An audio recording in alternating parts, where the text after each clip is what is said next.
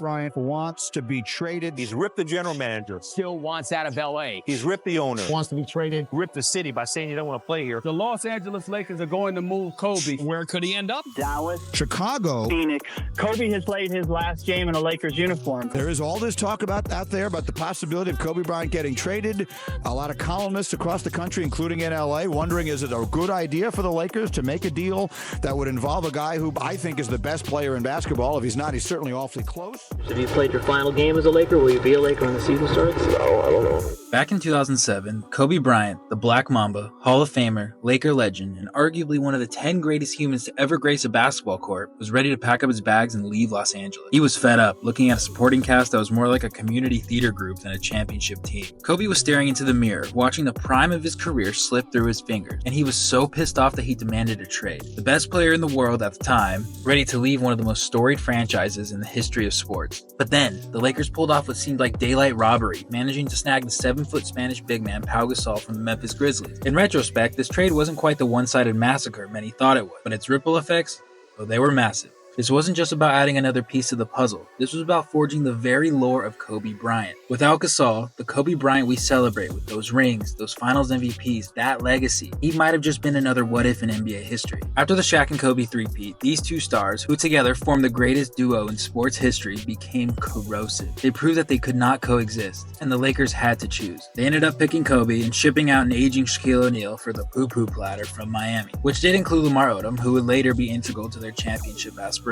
But post-Shaq, the Lakers seemed far from the promised land. Kobe's solo act was so bad that even Phil Jackson was pushed out, only to return later. Kobe was putting up insane numbers, but was truly a solo act, surrounded by the likes of Smush Parker and Kwame Brown. The 05 and 06 seasons were dark times in LA, with Kobe seeming like a selfish prima donna, unable to lead as the guy. He blamed the front office for not giving him support, which, to be fair, those teams were awful. But the perception of Kobe at the time was not very good. Kobe did seem like a selfish superstar, who even suggested trading Andrew Bynum for Jason Kidd in an amateur phone recording. Right, my leg.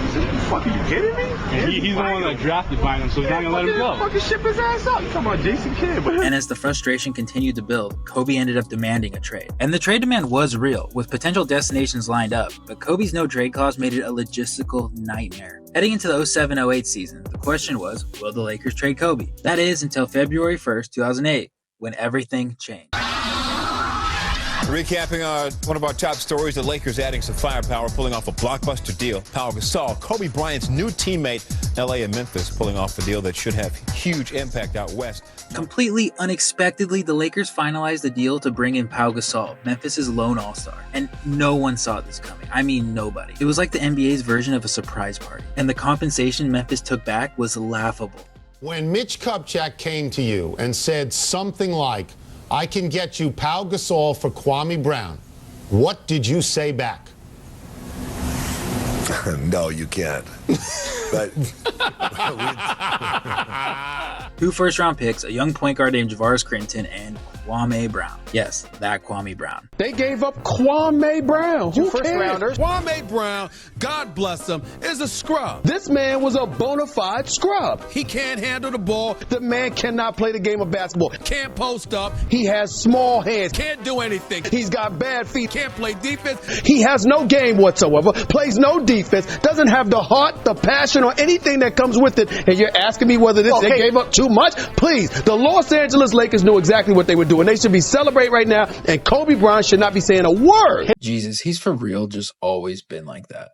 Anyways, every team, every fan base, the entire league was pissed off at this trade. Well, because the Lakers just created a contender literally overnight. The trade was so one-sided that there were even calls to veto it. Yet, it surprisingly worked out for the Grizzlies, but we'll get to that later. The important part was the Lakers had solved all their problems with one move and were in championship now mode. In Memphis, Gasol was an all-star level player, but the team's ceiling was low with him as the main guy. He was very skilled, he could shoot the mid-range, he had great hands, he was a very gifted passer for his size, and he was a wizard in the post. But Gasol was labeled soft by pundits, especially after going 0-12 in playoff games. But once he got to LA, that all changed. In Phil Jackson's triangle offense, Gasol was Kobe's perfect Robin. anything surprise you about your new team? Oh, no, well, a little bit, because they're all such good players that it feels it's just easy. It just comes out natural. When you look at Sí, me gusta. Kobe, how nice a feeling is it to know that you can score 6 points and still have a victory come out? You have no idea. Just make the game so much easier. We had some weapons before. Now we just added a huge one to the team, and we get Big buying them back. It's there's a God.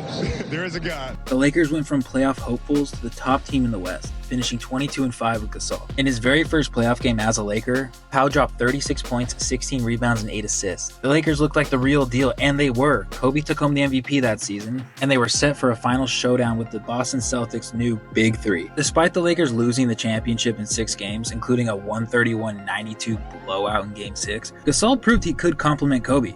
Now, going into the 09 season, the Lakers were tied with Boston for the best odds to win it all. And with a full season together, Kobe and Pau soared past expectations, winning 65 games and cruising to the finals, where they took down the Orlando Magic in 6. Beating Orlando in 2009 proved that Kobe could be the guy without Shaq. And then the following season, facing Boston again in the finals for a shot at redemption, a grueling 7-game series in which the Lakers came out on top, proved that Gasol wasn't soft when he counted.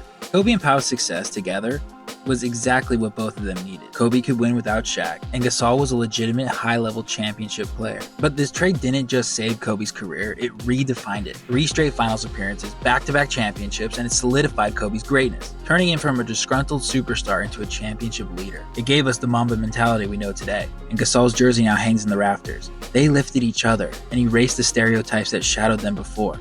Now let's talk Memphis real quick. At the time, the trade made them look like clowns. They traded their best player for a bunch of scraps. But here's the twist. The Grizzlies got Marc Gasol, Pau's younger brother, who would become potentially the greatest player in their franchise history. They also cleared up cap space, which they used to sign Zach Randolph in 2010, laying the foundation for the grit and grind era. The more I looked at our situation and studied the situations of the other 29 teams in the NBA, I felt the one way to get an advantage was salary cap room. Because so few teams in the NBA ever have room. This is going to put us among the leaders in salary cap room the next few years. Now, whether or not the general manager of Memphis at the time actually had the foresight to see that this move was actually a good one, I'm not so sure. But with hindsight, he kind of looks like a genius. He called his shot and it actually worked, with the entire league and fans just absolutely roasting this dude. The trade also set a precedent for future NBA deals, highlighting the value of expiring contracts. The Grizzlies' move was a cap dump for future flexibility, a rare strategy at the time, but now extremely common. It's why a team like the Lakers could get a Pau Gasol without giving up marquee players. They had expiring deals Memphis wanted. Today, expiring contracts are gold in the NBA. They offer teams false optimism and a chance to rebuild or re-sign their players. And the Pau Gasol trade would set precedent to future trades in the NBA. The Pau Gasol trade wasn't just a transaction, it was a turning point in NBA history. It transformed the Lakers from a team on the brink of losing their star to a dynasty. For the Grizzlies, it was a masterclass in tanking with foresight. This trade exemplifies how in the NBA, what seems like a heist can be a strategic move, how player movement can redefine legacies, and how the right partnership can turn a what if into a what was. Kobe and Pau's story is a testament to the power of the right move at the right time, and how sometimes the best heist in basketball history can lead to the most celebrated legacy. No one really talks about how integral this trade was to Kobe's legacy. Without this trade, who knows, maybe Kobe goes to another team or the Lakers are just rotten in mediocrity for the next decade. And then Kobe's stuck with 3 rings and he can't win without Shaq. There'd be no reason that you can't say that Vince Carter or Tracy McGrady or any other star of the 2000s couldn't do what Kobe did. And it exemplifies just how important it is to have a second option. Who knows where MJ gets without Pippen? Who knows where Shaq gets without Kobe? Who knows where LeBron gets without Wade, Kyrie, and Davis? Without getting lost in all of the debate, what is important to remember is players cannot win championships by themselves. Who knows how successful the Boston Celtics today would be if Tatum or Brown wasn't a part of the team. When an all-time player wins a championship, his role players are magnified. And who knows who the next Pau Gasols of the world will be. Either way, Kobe Bryant's legacy is solidified forever. But when people dive deep into his greatness, they will realize that you can't tell the story of Kobe Bryant without Pau Gasol. Thanks for watching. Peace out.